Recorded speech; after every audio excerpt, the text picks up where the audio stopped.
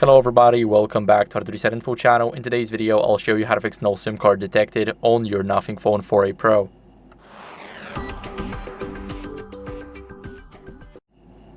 So first, what are we going to do is we're going to remove it and reinsert it carefully. And before that, what we can also do is we can test another phone, so we can try and get it out. As you guys can see here, we have a SIM card opener, and also it's going straight into the SIM card slot. So now we just open up the tray, and once we open it, we should hear a click. It is open now. We can see that it's standing like this. We can just grab it from the side, and we got our SIM card inside. What are we going to do now is we want to test it with another phone. So that's why I got another phone right here. Let me quickly just get the card inside and let's see if it works.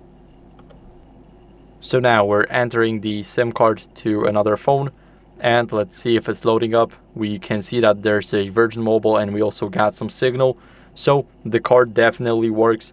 Now let's put it back into our Nothing phone and let's see if it will reach any signal. So the card is now inside. We got our signal and 5G. If it's not working for you, then I would recommend you getting a new SIM card and transfer your number. Now what are we going to do next is we're going to check for software updates. Maybe it's all just a glitch after all. It happens. So we're going to open up these settings, and here in these settings, scroll all the way down until we see system. Here we tap on system updates, and as you guys can see, I do have the latest update.